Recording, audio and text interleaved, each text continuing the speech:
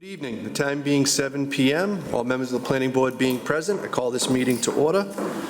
First item on the agenda, approval of minutes from the January 13th, 2025 meeting.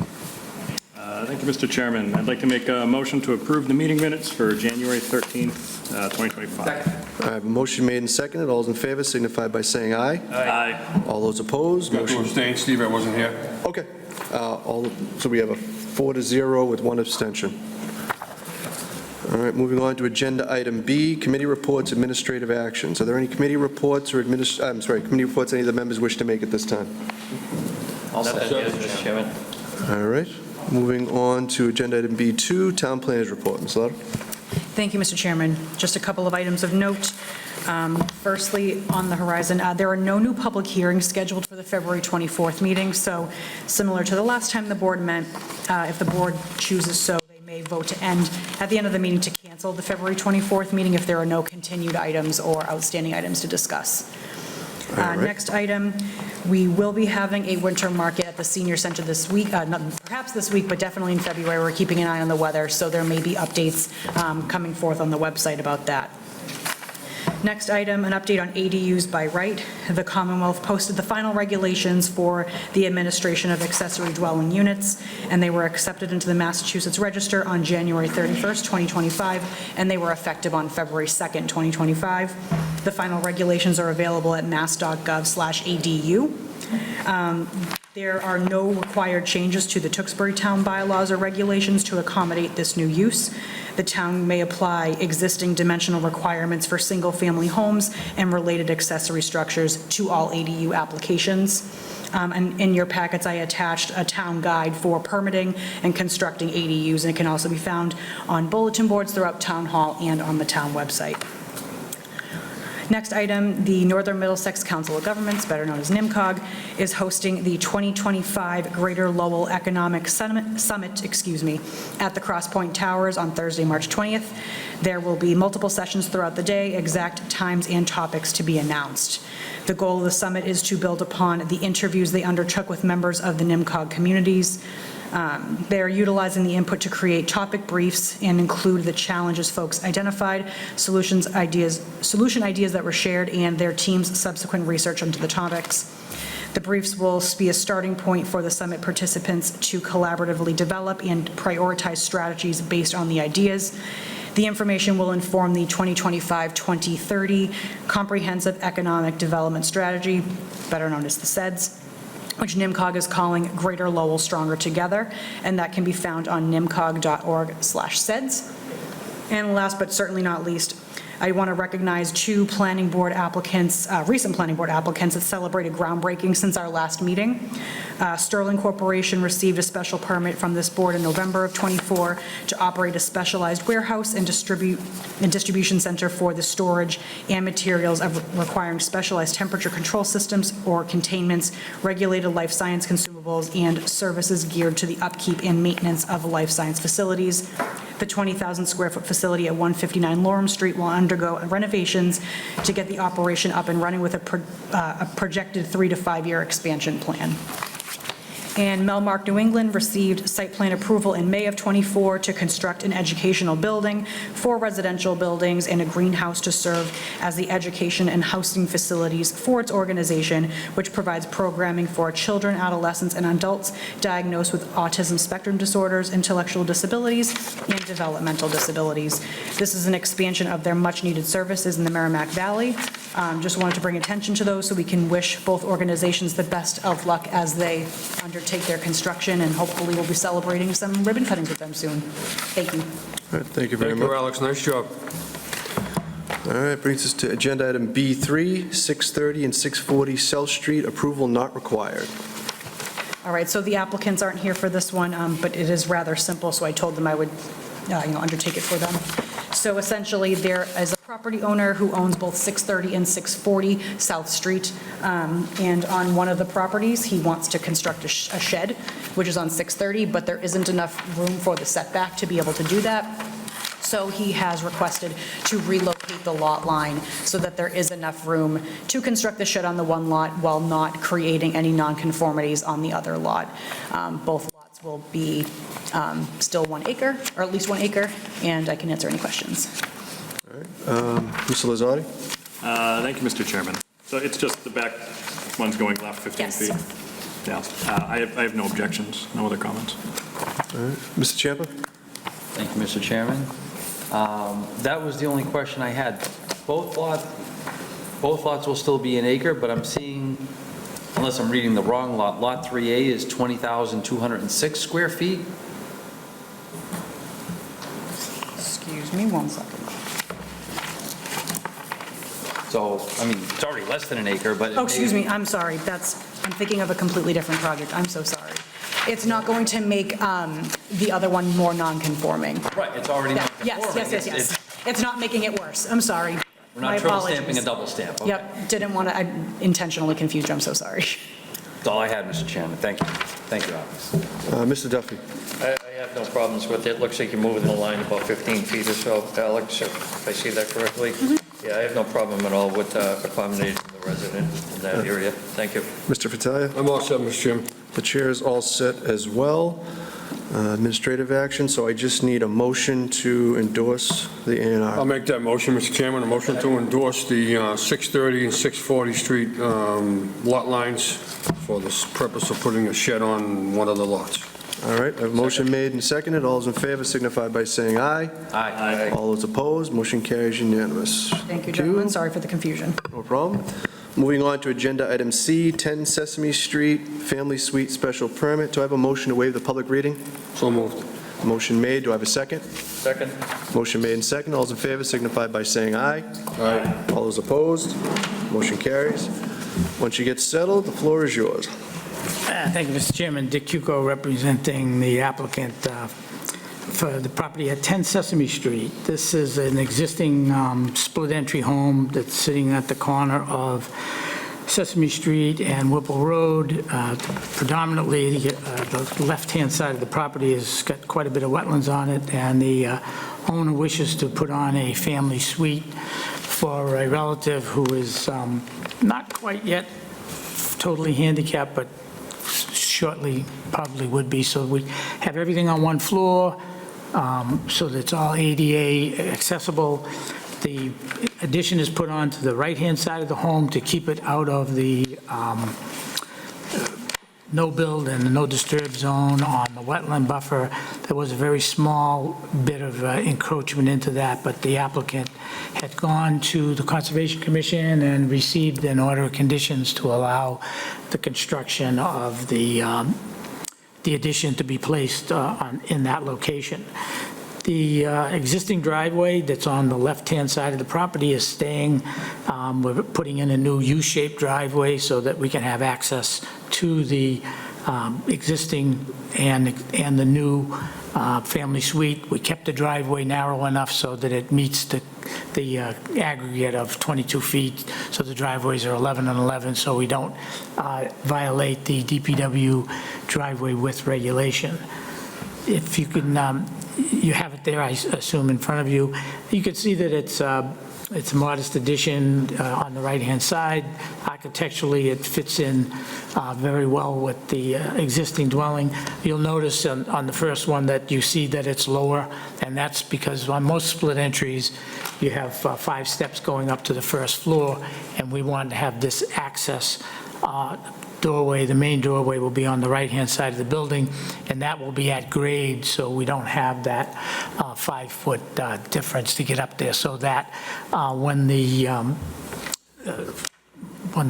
need to access the property, they'll be able to do it without having to go up and down any stairs. The one thing that you may see on the plan and call to your attention is that on the site plan, it says proposed addition, 1,010 square feet. And that was because for building coverage. So the roof, there's a little roof above the entryway to keep the snow off of it. So when we're calculating for building coverage, we have to include that. But the area of the family suite is actually a little less than 1,000 square feet. And I've been telling the architects that I've had a lot of discussions with is that, especially nowadays where you have to do 2-by-6 construction, the definition of building floor area is the interior walls. So for a while there, we were having 2x6s and the units were getting a little smaller, but in this case, it doesn't really matter, it's under that, but I know somebody would bring that up when they'd see that, so that is the covered entry, because we have to keep below the 15% lot coverage for the building, and roofs and overhangs count as building coverage. And if anybody has any questions, I'd be happy to try to answer them. All right, we'll start, Mr. Vitale. Thank you, Mr. Chairman. You know, I reviewed the plans, so two-bedroom unit, correct? Correct. Right? And I have no problem with the idea and the concept and the willingness to, you know, help a family member in need. You know, square footage, you mentioned less than 1,000, and I'm assuming we're on sewer, correct? That's correct, yeah. Okay. With that, I'm all set, Mr. Chairman. I endorse the project 100%. Mr. Duffy? Thank you, Mr. Chairman. So I guess I just had the exact same similar concern that you just cleared up there, Mr. Corcoran. There was, so basically it's a rain shield or something, or is it a little step, or? Yeah, I think it shows on, which one of the, it's hard to see it on the elevation there, but it's just a roof over the, it shows as, it says where it says. Little canopy. Yeah, it says covered entry. So you put the canopy, you have to count the canopy as square footage? Not for living area, but for building coverage, yeah. Oh, okay. That's what, a lot of times, on some of the OSRD lots, people want to put a farmer's porch, and they say, well, my house doesn't cover, you know, more than 15% of the lot. I said, yeah, but your farmer's porch, the definition is anything that's under a roof is counted as building coverage, except for outbuildings, so. That was just a curiosity. Yeah, No no. problem at all with the project moving forward, Mr. Chairman. Thank you. Mr. Chairman? Thank you, Mr. Chairman. Just wanted to refer back to one of the comments you said, because it didn't coincide with what I thought. You talked about the driveways being 11 and 11, but I'm seeing 14 here for the new driveway going out to the curb and Sesame Street. Yeah. Is it, I mean, I don't know the regulation because I just picked up on this, but is it supposed to be 11? Well, it depends on when they go for the physical alteration permit. So they might make it 14 on one side and 10 on the other. Yeah, that'll be determined by the DPW when they go for the physical alteration permit. Okay. And I guess that's what I was going to refer it over to Ms. Louder, as far as there's someone that will check on that and make sure that the maximum openings through the curb are combined under the, whatever. Yes, the when they apply for the physical alteration permit, the DPW reviews that, yep. Okay. Yeah, they also check, you see on the grading that we have it coming back towards the wetlands, so they also check to make sure we're not sheet flowing. Okay. Anything special going on? I see the chimney is going to be exposed inside the family suite. Anything special going on there? Now, just to take the chimney down is very daunting task. No, just didn't know if you're going to open it up, try to stick a gas fireplace in there, something like that. Not that I know. I'll tell you, we just took the chimney down on ours, and not fun. Back in the 70s, they didn't flash like they flash now, so it's a good thing we did take the chimney down, because behind it was not something you wanted to leave covered up. All right.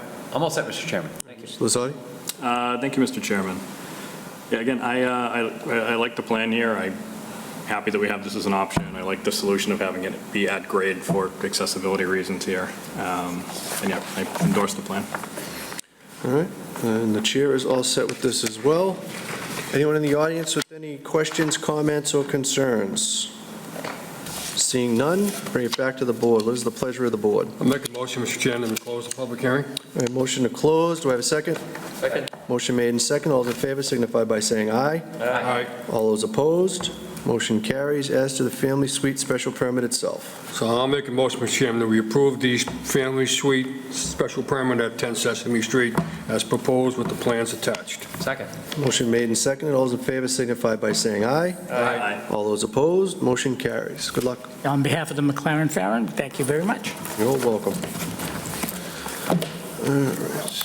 That moves us to agenda item D, 485 Main Street. The applicant has requested that we continue this matter until our 3/10/25 meeting. Can I have a motion to continue this until 7 PM? 7 PM on the 10th of March. So A motion made and second. All those in favor signify by saying aye. Aye. All those opposed, motion carries. That brings us to agenda item E, which is a return to administrative actions, which is E1, zoning bylaw update discussion. All right. Just bear with me one second. I made a nice little pretty set of pictures for you.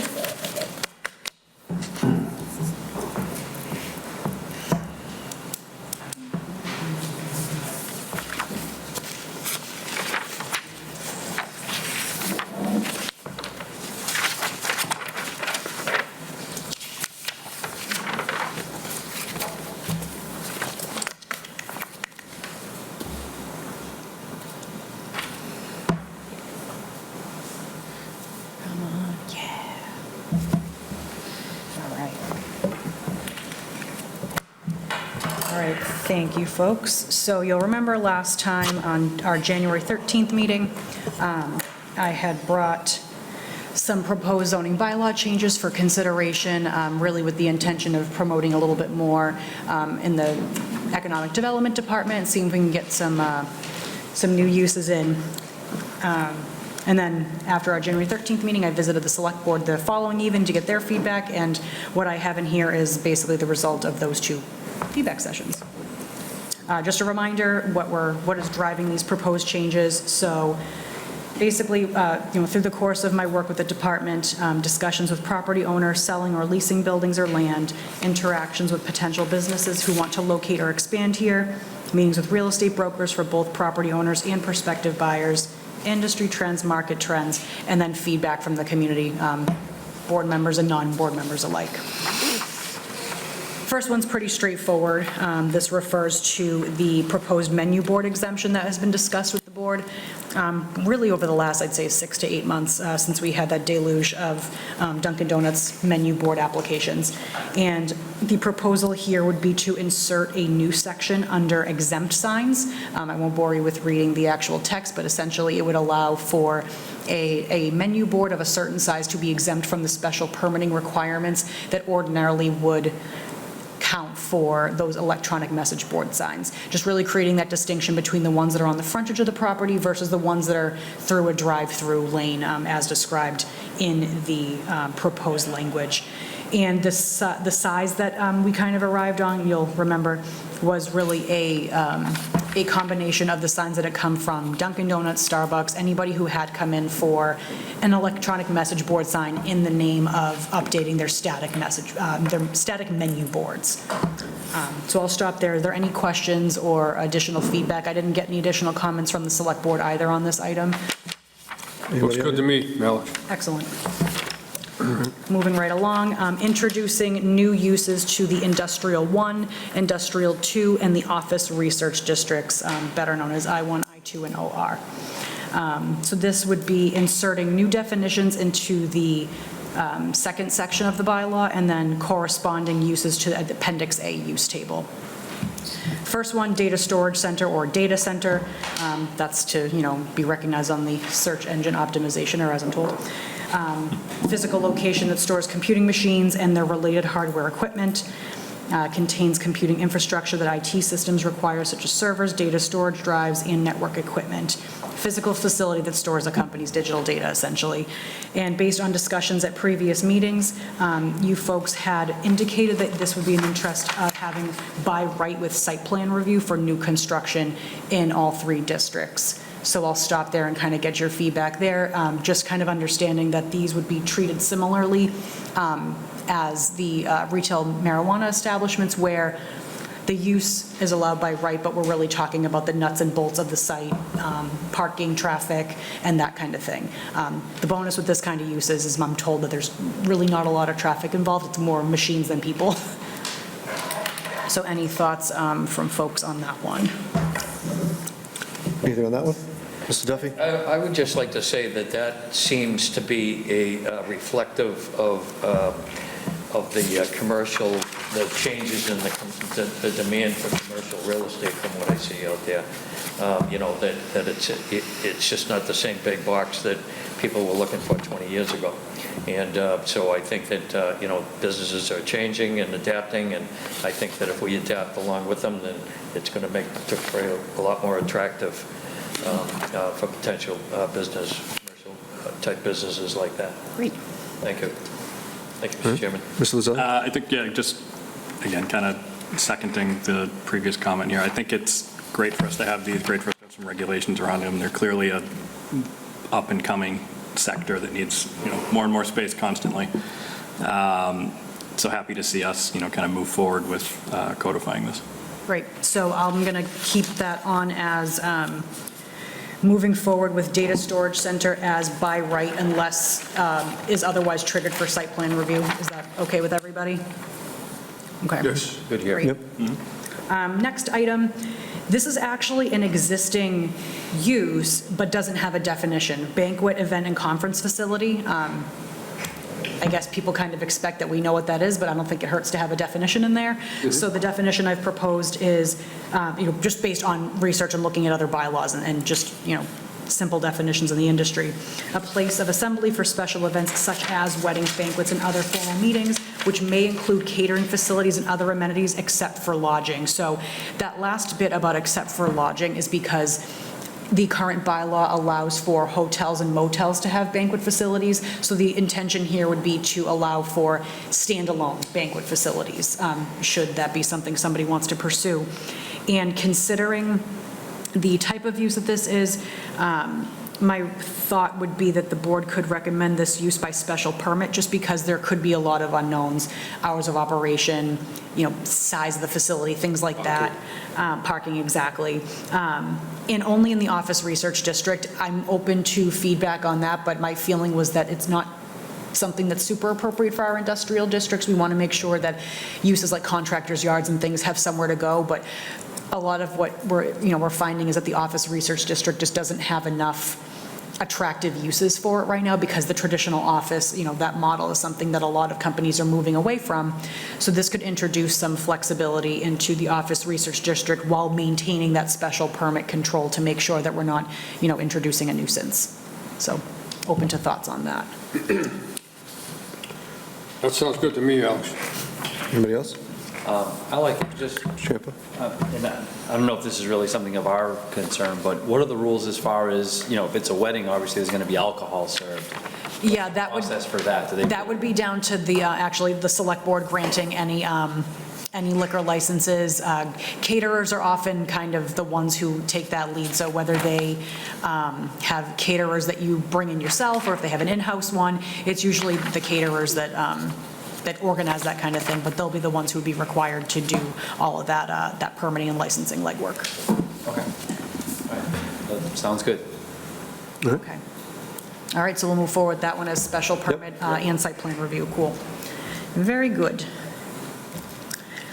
Next one, cold storage warehouse. So this is one where, under the very broad umbrella of warehouse, Sterling Corporation came in for this at 159 Lorem Street. Now, it was really great that they weren't afraid of hearing the phrase special permit, and they kind of trusted us to see the process through. But, and that's really the benefit of having talked to them several times before they actually came in. We don't always have that benefit. Sometimes somebody's just Googling our bylaw and saying, oh geez, you know, you have to get a special permit for that. I don't know if I want to go through that process.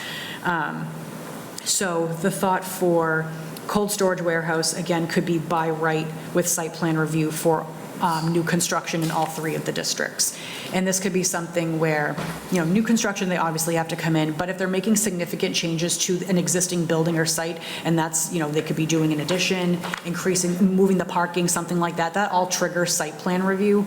So basically, the only way someone would be able to go in with just a building permit, annual associated fire permits or what have you, would be if they were just moving into the building as is, no changes, and everything met the bylaw. So if they, you know, had needs for more trucks, bigger trucks, more parking because of employees, they would have to come back to the board. But by creating the by right option, it could make the town more attractive, at least to infill some of the empty buildings that we have in the Office Research District. So open to discussion about that. Anyone with any cold storage comments? Mr. Duffy? Thank you, Mr. Chairman. So I guess one question that I have is I know we're kind of steering this towards new construction. So what if there was a retrofit of a building that, would that be considered new construction, or would that be? Not according to our bylaw. So our bylaw really limits the site plan, not limits, but it carves out site plan review being necessary when there's additions being made to the building. If there's significant structural changes that kind of redefine how the building looks, so, adding more docks, you know what I mean? Something like that could trigger site plan review where they'd have to come back to this board. But if they're moving in as is and making absolutely no changes other than moving their stuff in, that would be something that'd be under a building permit. But then again, the building commissioner, as the zoning enforcement officer, does have the option to refer something to the planning board if he thinks that something is just a little too much for him to approve administratively. Okay, and part of the reason that I'm asking that is that I just don't want to, that may leave a lot of existing structures out of a potential use.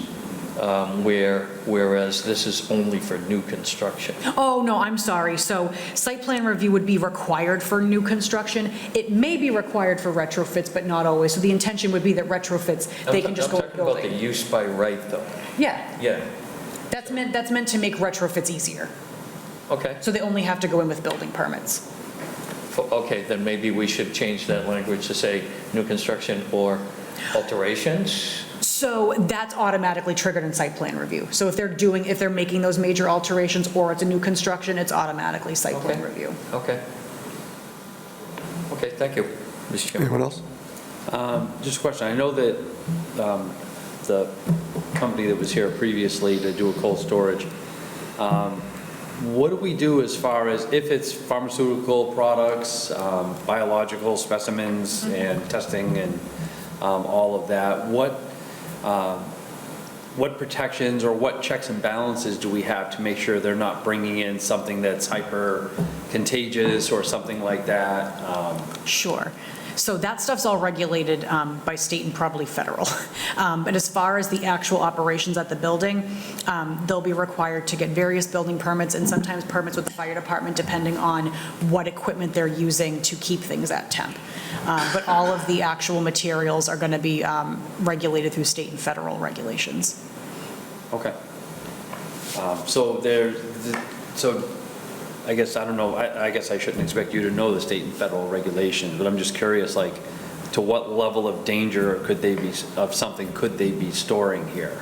As far as like how harmful it could be if somehow someone stole it or it got leaked or anything like that? And Yeah, I would not be okay, at liberty to answer that question. okay. Okay. So keeping that as by right and if it's new construction site plan review, or is there an appetite for special permit or?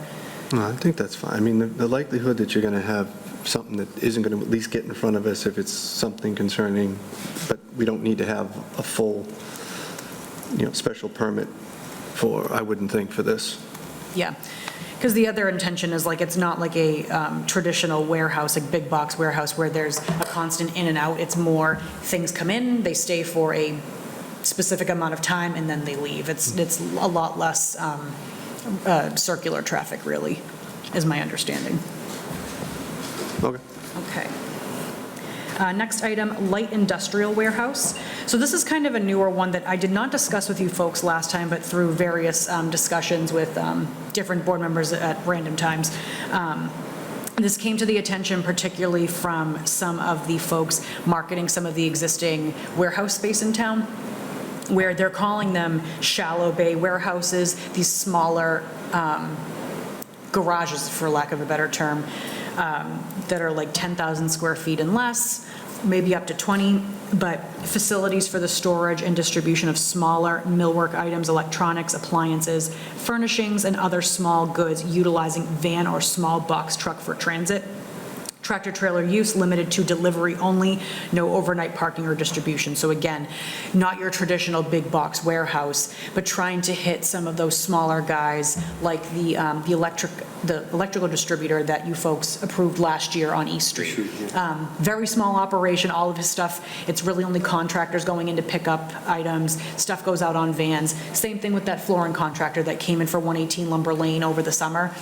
Exact same thing. Now, that's another case where it is a smaller operation, and those smaller proprietors, a lot of the time, are scared away from the special permit process. So again, if there's going to be a major operation, it would absolutely come to this board, but being able to create an opportunity for some of those smaller business owners just to kind of plug and go and be able to relocate their businesses here, I think would be really great.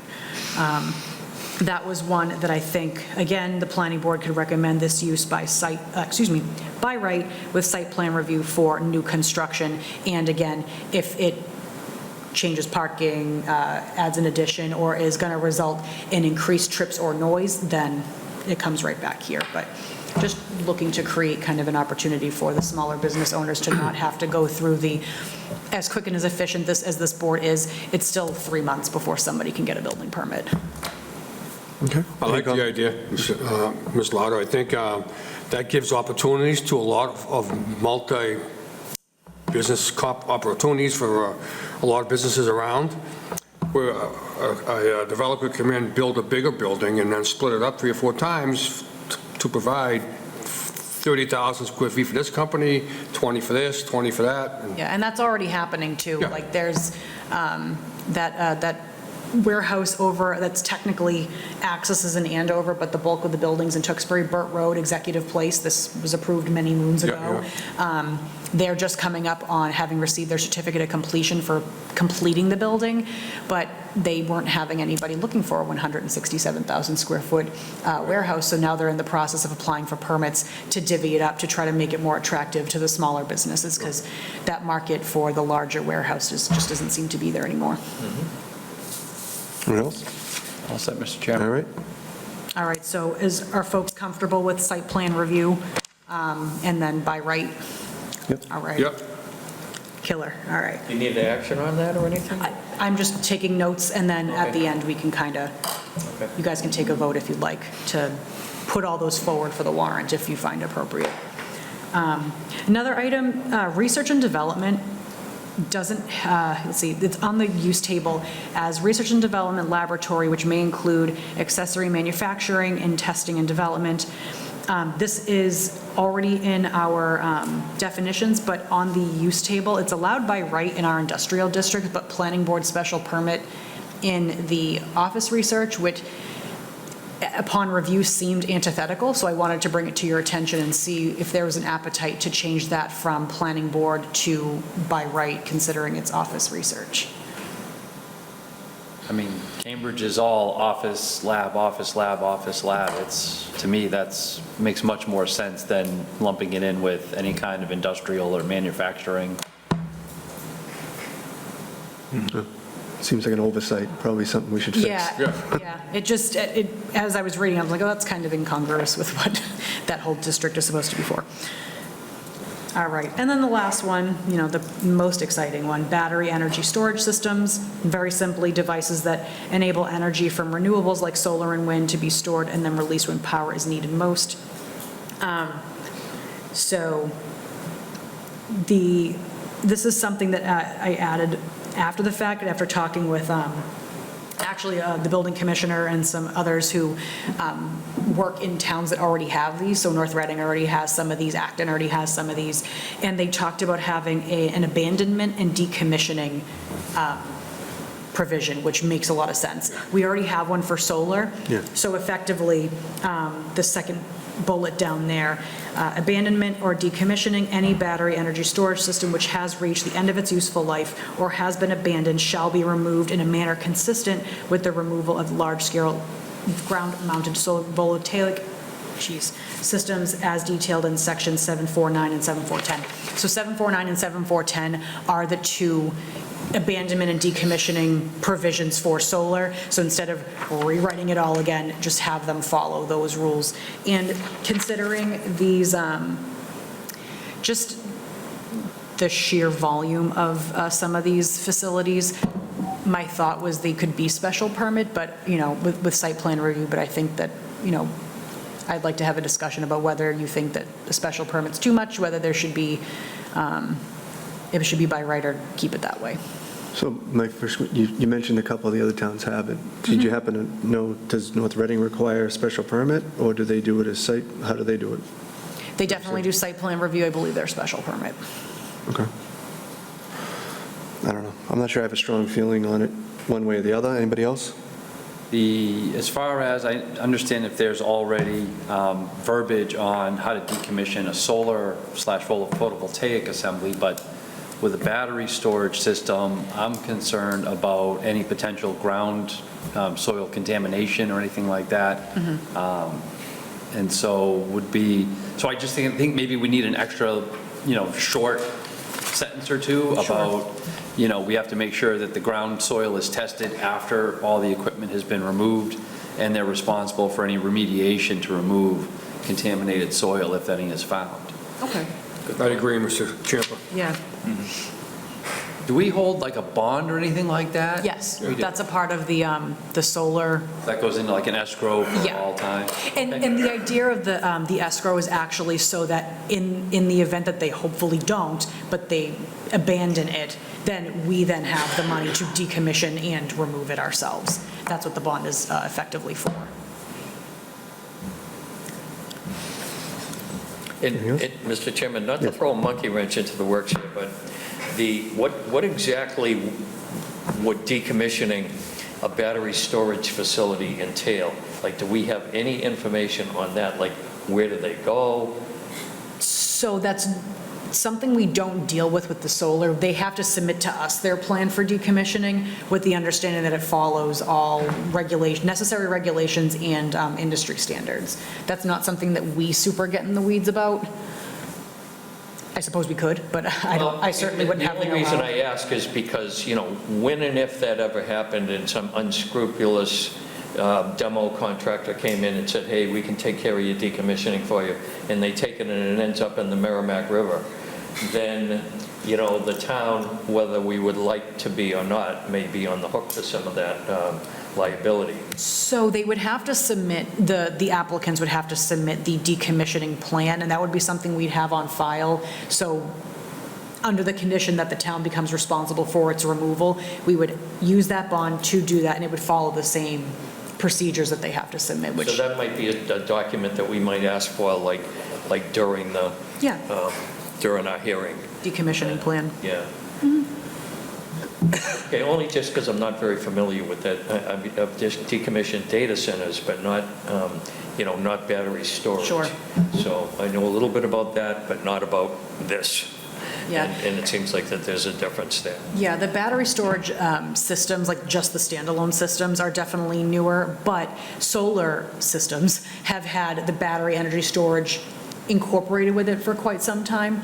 Certainly not as large scale as the standalone systems, but without knowing for sure, just because it's also not my world, they have to have a way and a method for removing the smaller ones associated with solar. I imagine there's similar procedures for the standalone ones, but that's absolutely something we can bake into our special permit. That's all I had. Thank you. Didn't Mr. we have a applicant come in for battery storage, and then he withdrew? No, so that was actually for solar. Oh, I'm sorry, you're Was a thinking battery of the, At Thermo Fisher? The one up on? no, the one at Thermo Fisher was solar, and they actually withdrew because they weren't quite ready for prime time. The one that you might be referring to, Mr. Fratelli, is the one on Dascom. There's one in Andover. Yeah, no, the one up That's near on. Tewksbury, but we don't have any fully permitted ones in town yet. I thought someone came in and discussed it, but then withdrew, I thought. I That think was you're just right. I solar. think it was a roof over a parking area with solar on the top that was, and then they were going to have some Battery battery storage. storage. That was going to be incidental battery storage, Yeah, yes. okay. Yep.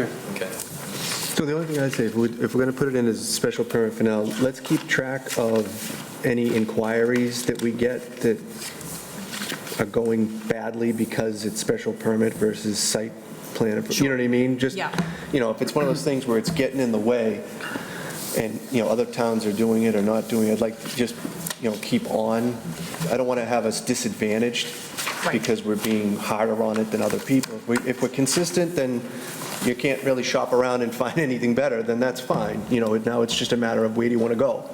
But I don't want to put us at a disadvantage just because, we didn't think about it or whatever. Yep. All right, so that takes care of that? Yes. Okay. All right, so that's all the uses. Next, this was something that came up a couple of months ago, modifying the existing temporary real estate sign requirements. So this would modify section 626E as follows. So limiting the commercial and industrial signs from 30 square feet to 16. And then adding at the end, if a temporary real estate sign is installed on a property which does not have a vacancy, the building commissioner or a town manager designee may request its removal. Just we want to be careful with signs because the Supreme Court has indicated that you can't regulate what is on a sign, and you have to be careful about really when you start trying to limit the signs for a property. So it's really usually down to quantity and less about message. So I think that limiting the size will probably be fine, but I didn't want to get too specific about, controlling the message of the sign. So this was kind of where I landed, and I welcome feedback. I mean, this is my thing. So to me, it's these signs that end up permanent. And in some cases, they are more than the kind of sign we would have allowed there for the business. Yep. And they just sit there, and all they're really doing is advertising a business that isn't the property that's being marketed. You see who's marketing it and very little about the property itself. So it just feels like more advertising opportunities for somebody, and it just stays there forever. And that's my problem with it. So to me, it's not what's on it, although, sort of, but how long and, the size of these things, it seems to me, kind of getting out of control. Of what they are and how long they're there. And, they're not really doing what it is they were intended for, to me. I mean, this isn't the real estate agent with the little shingle swing thing in front of a house until it sells, and then it's sold, and then eventually that goes away because the homeowner doesn't want it there anymore because it looks ridiculous on their lawn. Whereas you get down Main Street, you start to see, giant, signs that are permanent into the ground. They're not even... I mean, they're not staked. They're, they're there, and they don't look like they have any intention of going anywhere. So that's my reasoning for this. Sure. Anybody have anything else for that one? Anyone else? Okay. Okay. All right. Next one, so, we had brought up last time about taking a look at the town center district map. As previously discussed, there are 4 business districts along Main Street, the town center being one of them, and that district is the only one of the 4 that encroaches beyond the depth of 1 to 2 parcels off of Main Street. And today's zoning maps are based on former overlay districts, and the boundaries have not been holistically reviewed in over a decade. Based on input during public hearing processes ahead of last special town meeting for citizens petition zoning articles, members of the community expressed concern that the business district boundaries extended beyond the typical lots fronting Main Street and reaching the area around Pleasant Street and Heritage Drive. The proposed revisions, if accepted, would pull back the town center district up to Cross Street and move parallel along to bring it up to approximately 11 Town Hall and 34 Pleasant Street inclusive. These areas would revert back to the R40 single-family residential district. I've attached 2 maps, so I don't know how well you can see it, but the one on the left is the existing, and on the right, the red outline would be what would revert back to R40. I provided additional clarification with an itemized parcel list for you folks and those additional maps. So the inventory of parcels that this would affect is approximately 41 of them. Approximately, it is 41 of them. I don't know why I said that. It's 41. And among those, there were only there are 4 parcels that are not being used as single family. They're previously existing non-conforming 2 families and 1 3-family. But the vast majority of the parcels are single-family homes. And something to kind of call out here is that folks in this district who, by all accounts, really functions as a single-family district between the school and Main Street, these folks are being held to business district standards, which includes the setbacks that would be associated with business districts and the inability to put in family suites or ADUs. Because family suites are not allowed in the business districts, and ADUs are only allowed where single-family homes are allowed. And currently, single-family homes or new single-family homes would not be allowed in the town center district because it is a business district. So that would be something that you're kind of limiting property owners of single-family homes from kind of enjoying their properties in the typical ways that they would. There's only one caveat here. I'll call attention to 100 Pleasant Street, which is, I forget the street name for it, if you will, but it's the multifamily development next to Heritage Drive. My recommendation would be to include that in the MFD as well, because, and just have it, that one also be pink instead of single family, because on the ground, it already is multifamily. But if the intention of the board is to revert that back to single-family homes in the event that that development ever comes down, then only single-family homes would be allowed there. But I just wanted to call attention to that, since there is already an adjacent multifamily development next to it. That was a lot, so I'm happy to answer any questions. Anyone? Gettysburg, thank you. I'm bad with the I street noticed names. we're leaving out just one parcel there. Is that the Center Fire Station, 11 Pleasant Street? That's the old fire station, yes. Okay, makes sense. We would want to leave that as more town center and less residential, so. Right. Anyone else? No, I'm good. Yeah. Just one quick question. Duffy? So, and I know you probably don't remember, but is when the last time that this map was reviewed, do you remember if there were any changes made, or do you know of any changes? I'm not aware of any changes made. I think Mr. Johnson, What's the question? I'm sorry, I thought it was going to be a question directed to Ms. Lauder, and Yeah, I I'm was sorry. focusing on something. Sorry about I that. apologize. The last time that there was such a review, were there any changes made to the overlay district, to the zone? I guess is my question, because, saying that it hasn't been reviewed. Yeah, for I 10 think so, years. because we created the town center district, so that's what happened, you know what I mean, that's when it happened. So I mean, I think that's why. I mean, some of the stuff was, we had I don't know how many, but we had so many overlay districts on the districts that existed. So when things were redone, it was set up to be, okay, these are the districts, and this is what's supposed to happen in these districts. I don't think any of the boundaries changed during that process. No, but I don't think we, adopted and that's probably actually was the mistake, was that we took the footprint as it was and just simply stopped having, a ton of overlay districts on all these things, and just said, okay, this is that. And, we just made the change in the zoning itself and just used the footprint as it was.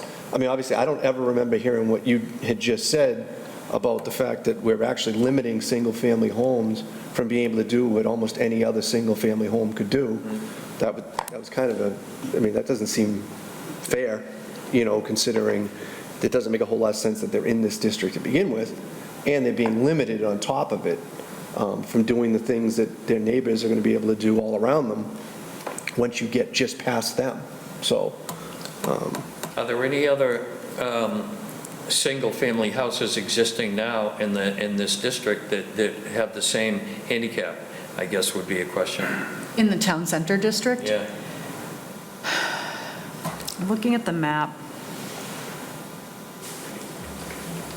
I'd say if so, though, it's because they're on Main Street, which is Yeah. going to be the difference, really. Yeah. That's the whole idea, Or is the- that or this they're the corridor is parcel different. immediately behind. So Yeah. if you have a house there, then yeah, that's a little different, because you're sitting in the middle of a business district on a business road, Yes. as opposed to coming down a side street, much as Pleasant Street is used. I mean, it's still a side street when compared to 38. yeah. Sure.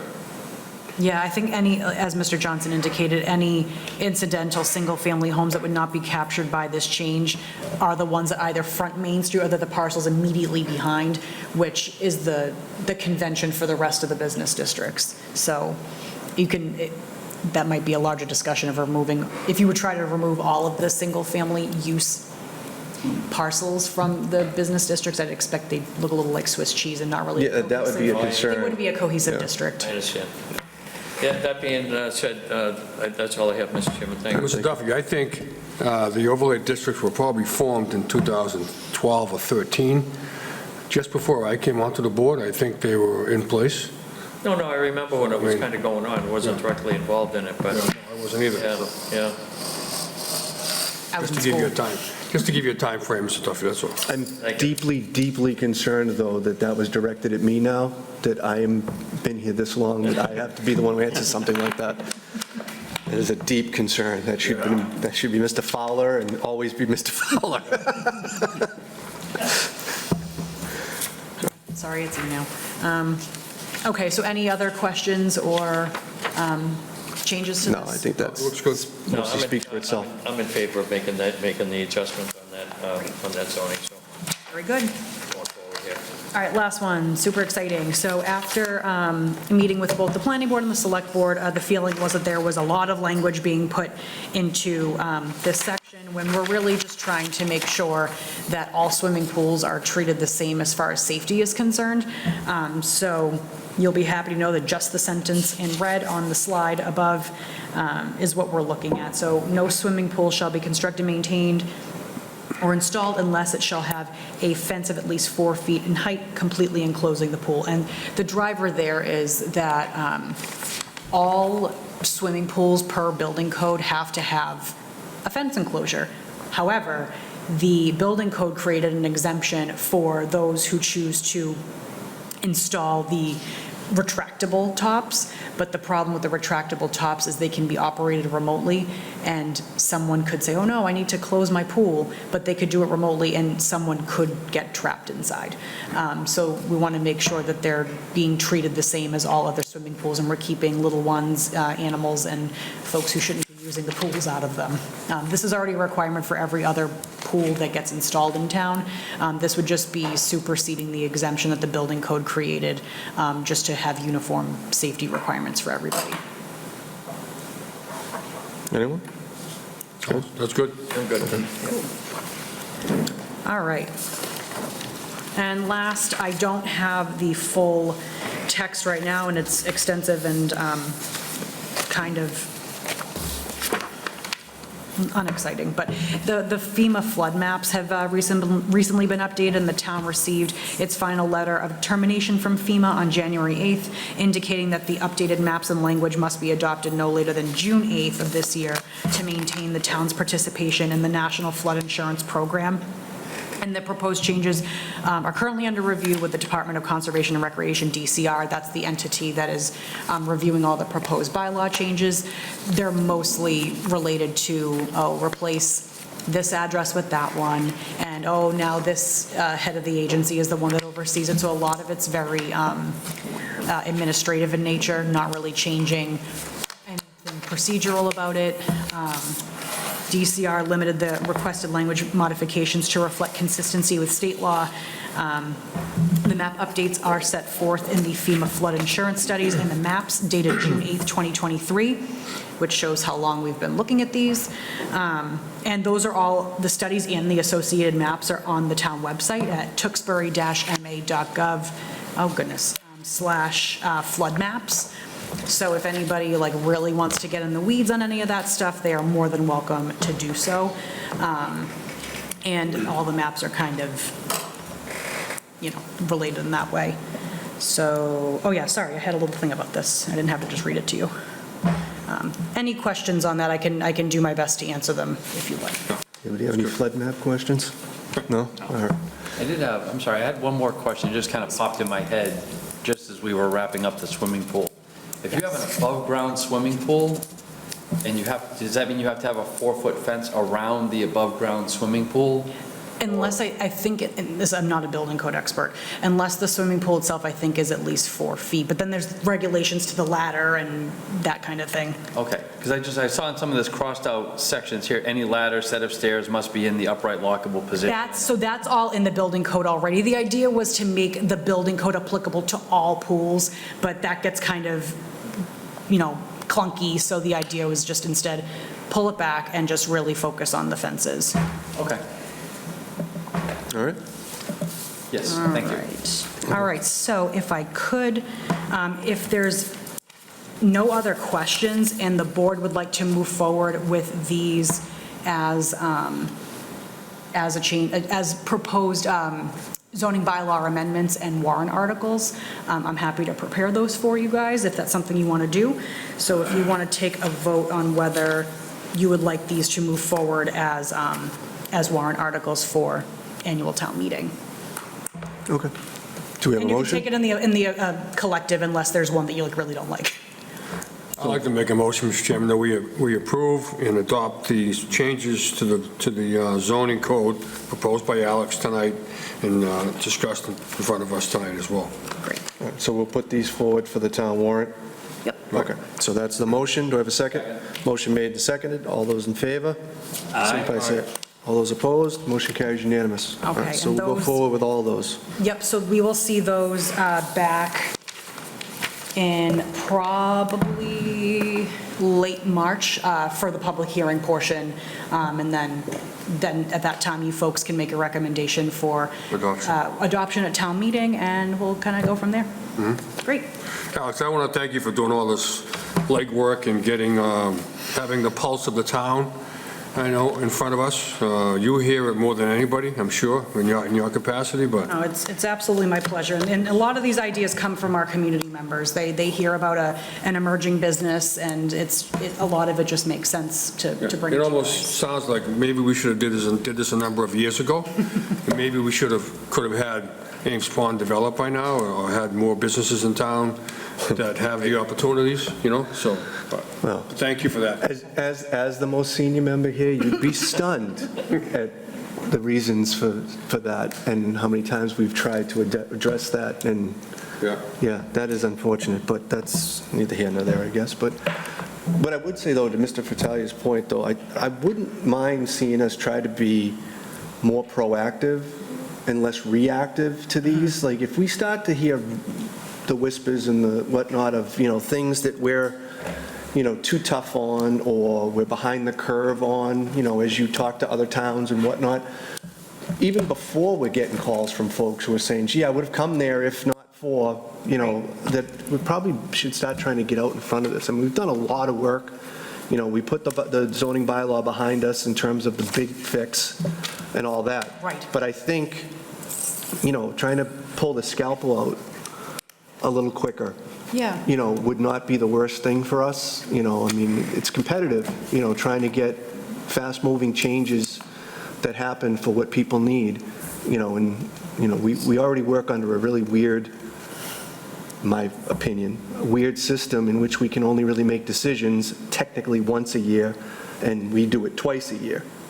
6 months is a ridiculous amount of time to go by in today's, world for getting things done. So the faster we can try to be, out in front of these things, the better off I think we are overall. And I will say that this board does a really great job of receiving applicants, making them feel welcome, and working with them to get to a yes, to make sure that they can locate here and they can flourish here.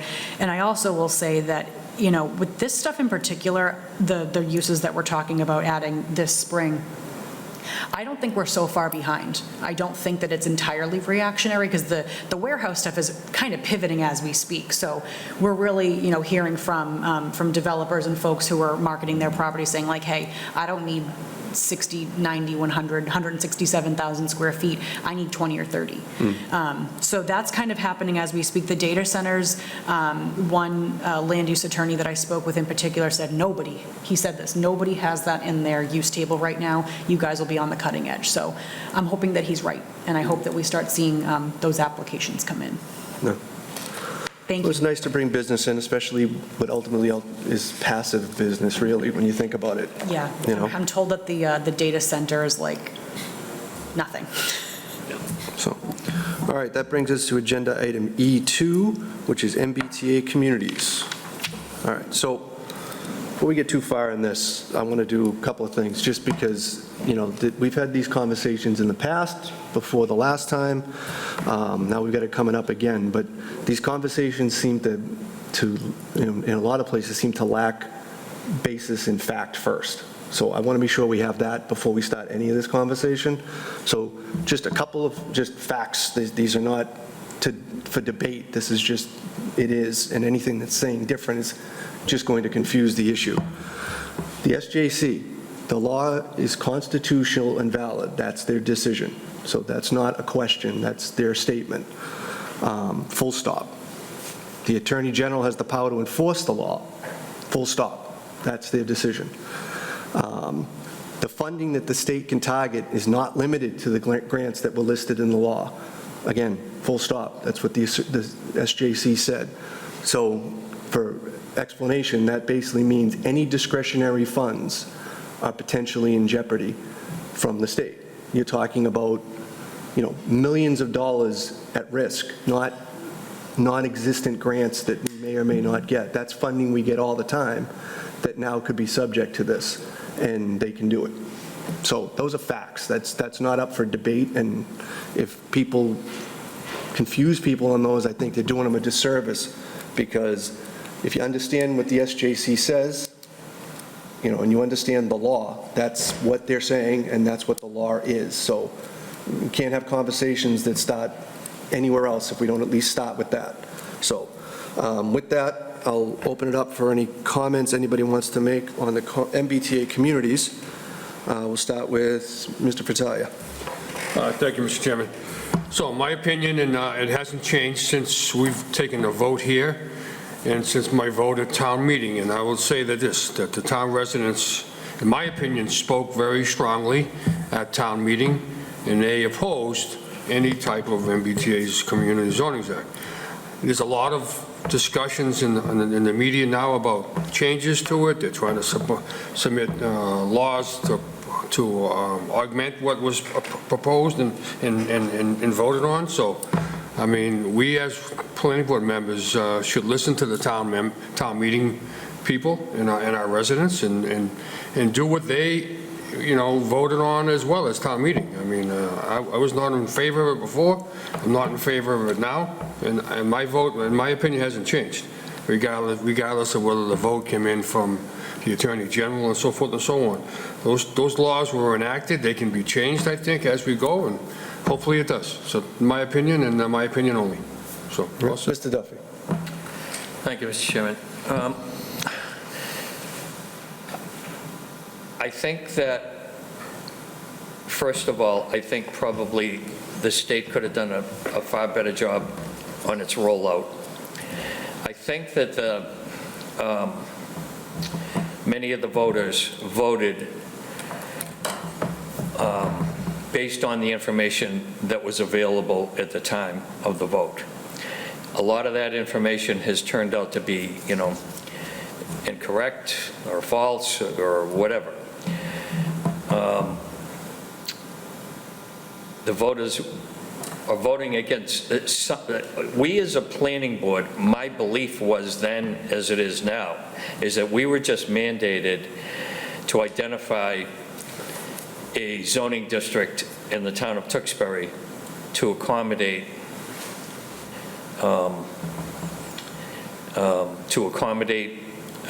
dwelling units, and an increased density of dwelling units near public transportation.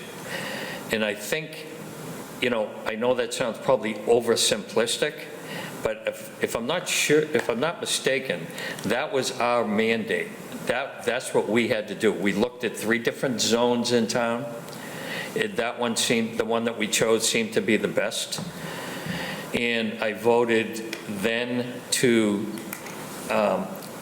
support the zone because that's what we were charged to do, not decide whether or not we wanted to have the MBTA Communities Act. That was not our mission, and it's not our mission now, I don't believe. And so I feel the same way now as I felt then, that we chose a zone that could accommodate some, some residential units, and we did that, and if we needed to do it again, I would do it again. Okay. Thank you, Mr. Duffy. Mr. Champa. Thank you, Mr. Chairman. For me, I'm very much in favor of compliance with the law. I feel like we did a lot of due diligence with community outreach meetings, all of that. We brought it to town meeting, and the people that elected us, hopefully, all of us, spoke pretty loud and clear that they don't want this for the town. Now, I don't know if they just don't like that particular district, or if they're just not happy with whatever they feel that this law is, but in my mind, I think unless something substantially changes with what this is or how it works, and I'm sorry, I think Mr. Fratalia referenced maybe some changes to the law, something. I mean, I know we did question a number of things as far as there's no transparency in the formula of how the state comes up with how many units you have to provide for, as far as each town. And then I feel like there was a lot of pushback as far as Tewksbury being an adjacent community. But we would basically be bearing the brunt of a lot of car and vehicle traffic to get to the MBTA station. So I guess my summary for my own thoughts would be that I feel like we did what we needed to do and fulfilled our duty as the planning board. We brought it to our informed, and the discussion was had at length at town meeting. The town voted against that particular zone. And so for me, I think unless something substantial changes, not a single resident of town has come up to me and said, geez, I really wanted this. Why couldn't we get this through? So I think Mr. Duffy made the real point, which is the state has just done a really poor job, I think, of getting buy-in from a number of the communities. So I guess I don't have an appetite for bringing this forward again unless we have something substantial, something marketably or substantially different than what we just brought to them in October. Is that all set? All set. Sazadi? Thank you, Mr. Chairman. I agree with a lot of what you just said there. I do think the fact that this Milton case has now been decided, I would argue that that is a substantial change in the situation that we had from the last town meeting. I do generally think that, we do have to follow the law, and they have found it lawful. I don't particularly love the law personally, but it is the law, and I feel like as a board, we have a responsibility to at least bring it forward to town meeting. And I think, as Mr. Duffy said, we're not voting yay or nay on the plan. We're just voting to bring it forward. And ultimately, the people of the town will vote against it or vote for it, and that'll be their call at town meeting. But I am in favor of bringing it back to town meeting and giving the people that opportunity to vote for it or against it. Thank you, Mr. Lazzotti. So I build on what Mr. Lazzotti said. I mean, I'm the one who had to get up and try to explain this at town meeting the last time. And I would say conservatively, 98% of the comments that were made that night were not about the district. They were about the fact that the Milton case was coming up. Why comply if we don't have to? Let's see what happens in the Supreme Court decision. We're not even out of compliance yet, because we weren't as of that point. We weren't until the end of the year, which by then you were hoping you would have gotten a decision from the SJC. You did. So I agree with Mr. Lazzotti. There is a definitive change. This is now the law. It went to the SJC. That's not appealable. You went as high as you can go, and you got a definitive answer. This is the law. So non-compliance with this And I'm baffled by anyone who doesn't think something is going to happen if you just basically ignore this problem. Now, setting aside whether you like it or not, and I make a point here because I'm a little concerned because we're all elected officials. Our personal feelings about this can be done out in the middle of the town meeting when we do that. But we also sit up at the front. And, we have certain duties, I believe, as the elected officials. And for an example, just tonight, we had a family suite. And I bring this up because one of the things we talk about, we jokingly do it sometimes, is we say, are you on septic? Because that's one of the requirements in order to give you the family suite approval. Now, I don't know about anybody else, but, I would prefer not to be on the sewer because having septic is cheaper. Now, if I simply just don't like it and don't want to comply with it, but I still expect to be able to do the family suite, that is baffling to me. And the idea that we wouldn't then try to make someone comply with a law despite their not liking it doesn't make any sense to me. Now, when there was some question about whether or not it is the law or not, fine. You want to make that argument, that's fine. But you got your answer. We expect people in town to pay their town taxes. If they simply say we don't like it, I'd be hard-pressed to believe that some of the elected officials in this town would say, okay, and then not seek to enforce that law. So, you can use semantics all you want, but all you're doing is picking and choosing when you're expecting people to follow the laws or not follow the laws. If we get into a business of saying, if you don't like it, don't do it, I think we're going to be very upset with the outcome of that, because I'd suspect 98% of the things we tell people they need to do, they don't want to do it. So I think that's a very strange position for elected officials to take, to simply thumb your nose at the law. So that I have an issue with. We've gotten an answer that we didn't have at the last time we brought this forward. This is the law. There was a question as to whether or not the Attorney General could basically climb on top of us and bang us over the head with enforcing it. That question has been answered. The Attorney General absolutely can enforce this law. Everybody thought we're not losing anything with the money. The SJC made it very clear that the limits are not the grants that were listed. It's beyond that. So you could say we don't get that money. That's fine. That may be true. We get other money.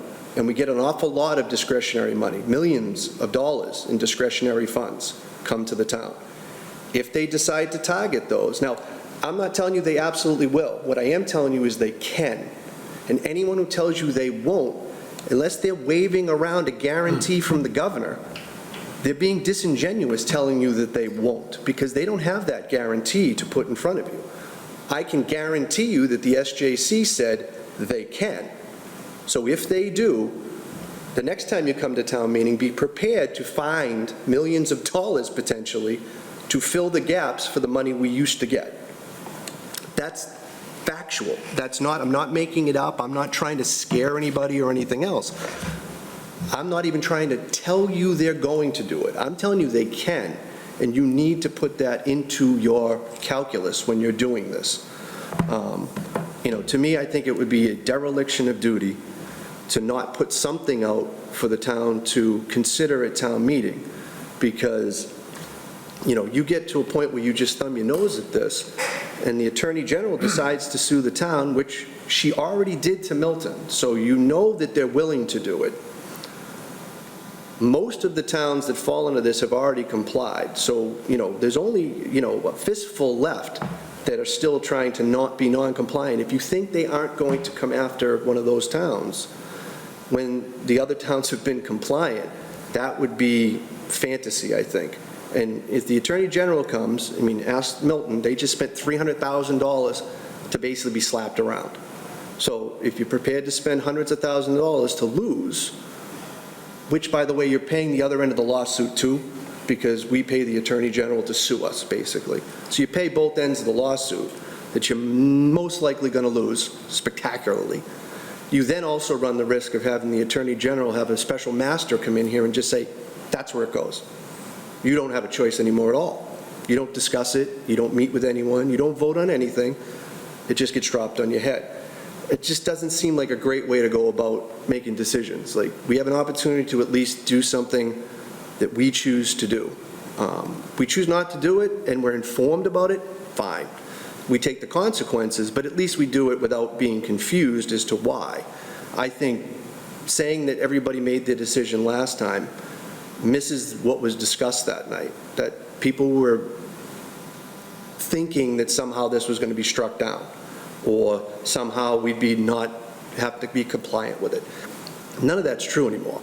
You absolutely have to be compliant with this. There's nothing anywhere that anyone can show me that says that we can ignore this and have no consequences. And if anybody tells you that there's going to be no consequences, I'd love to know where they're getting that guarantee, because there's not a single thing that's come out of the executive branch to give you the impression that they are not going to try to enforce this. So I just think if we don't at least put something up there so that the town can at least discuss it, that we're setting ourselves up for a big problem. So to me, I think at bare minimum, we need to put up what we put up before and let people consider it now with the additional information that, that we have, that we didn't have at the time, or people hoped wouldn't come to pass. But I don't think the decision they made the last time would be the same consideration that it could be this time. It could be the same outcome, but the consideration's different, and I think that that's important, that, somebody's got to put something forward that's, that the town can at least consider whether or not they want to continue down a path of non-compliance. Fine, that the town can decide that. But if we don't put something up, then there is no decision. And the emergency regulations have a July date. The final regulations more than likely will be done before that. There is absolutely no indication that those regulations are going to change any bit substantially from the ones that have already happened, because tons of communities have already complied. You wouldn't reopen the rules. Well, all those communities would have to reconsider what they did. They're going to be basically the same. So you're going to have the emergency ones in place, a deadline that you can only meet if you deal with this at town meeting in May. And the final regulations will be in place more likely than not by that point anyways. So you have to make a decision whether or not you want to at least have an opportunity to be compliant, and then decide what everybody wants to do, knowing, hopefully, the actual consequences of not doing this, and not the ones that people think they sort of kind of maybe know or are being told. The actual ramifications of what's going to happen to communities who continue to thumb their nose at the law. And so that's me. If anybody else got anything else? I'll just make one comment, Stephen. There's about 17 bills that have been submitted by legislatures to try to change this particular Communities Act.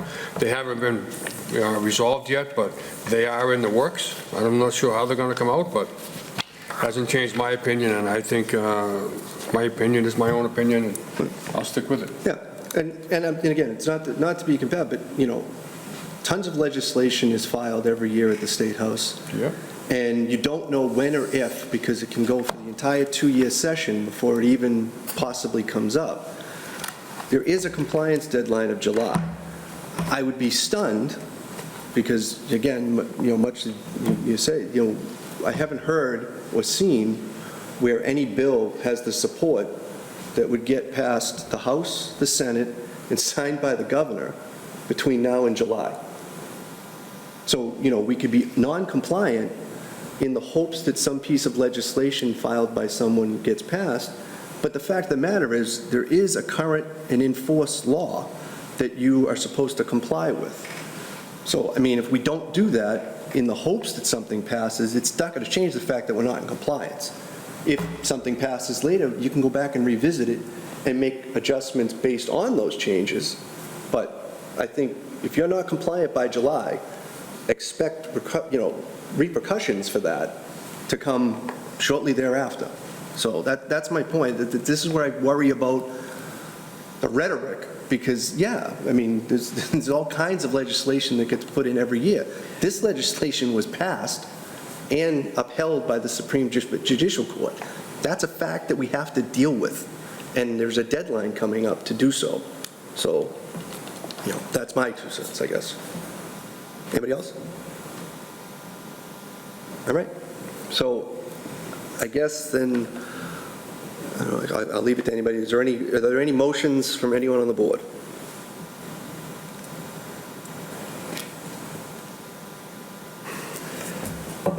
I'll make a motion, Mr. Chairman, we take no action. All right, so we have a motion to take no action.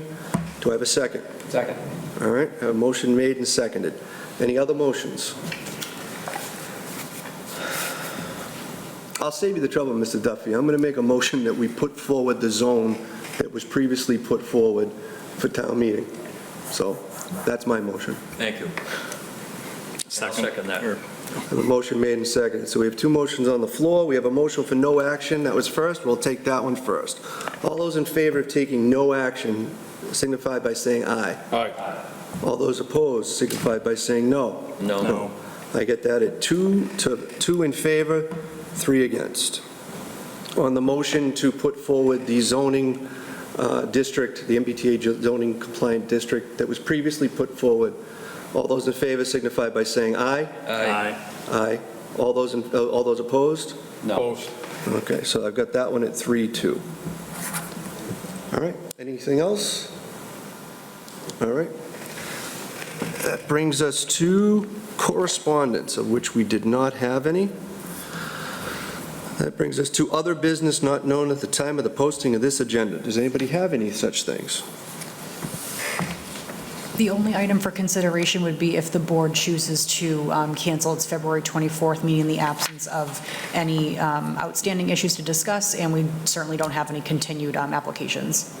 Okay, so basically, we don't have anything coming up for the next meeting that we have to be here for, therefore, if we choose not to be here, we can't. Yeah, Is the that- next All right. public hearings are scheduled for March 10th. All right, so do we have a motion to cancel our upcoming meeting due to lack of business to be done? So moved. All right, we have a motion made and seconded. All those in favor signify by saying aye. Aye. All those opposed, motion carries. Mr. Chairman, I do Yes. have one thing I'd like to add, only because I had a voter, it really probably has nothing to do with the planning board by the sounds of it, but I told him that I would ask the question at the next meeting. So a voter, who I don't know his name, asked about trails off of Foster Road, like down the end of Kent Street, kind of in our neighborhood there, and that are off of some type of a water, a well field. Chandler Oh, for Wellfield. Chandler Wellfield, from, Yeah. come off of Down to Whipple? Chandler Wellfield. Yeah, so he asked why there were trails coming off of the well field. And of course, I had absolutely no idea about that. And I think his thought was, is that now that there's trails there, that it's not being used for its initial purpose, and that that it was going to lose its designation, and so on and so forth. But all I'm doing is asking what a resident had asked me to ask, and if you're out there listening, then I'm asking.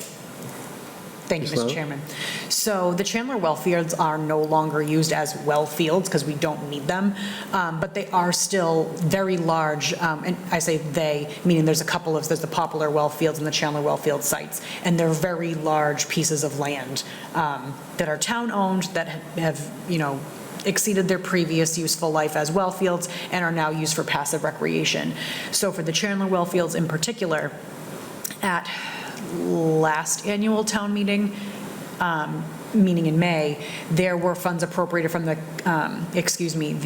Community Preservation Act funds, Mr. Fratelli would be familiar, to construct boardwalks across some of the wetland crossings in that area to promote them as walking trails. So the walking trails have actually been there for quite a few years, dating back to Kyle Boyd's involvement. He led a couple of Boy Scout projects through there to build some makeshift boardwalks, if you will, and these have been improved upon and are actually quite nice. And I encourage folks to take a walk through, perhaps when it's not so snowy and icy. But yeah, so the trails that are really being highlighted now with those boardwalks have been there for probably the last 10 years or so.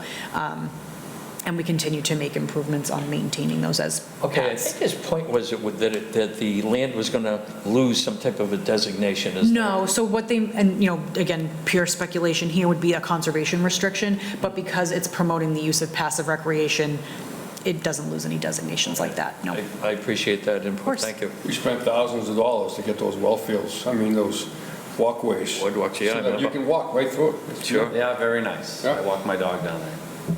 He likes it. Excellent. All right, anything else on the other business? Seeing none, move on to adjournment. I have a motion for adjournment. So moved? I have a motion made. Do I Second. have a second? Motion made and second. All those in favor signify by saying aye. All right. All those opposed, motion carries. We'll see you at our March 10th meeting.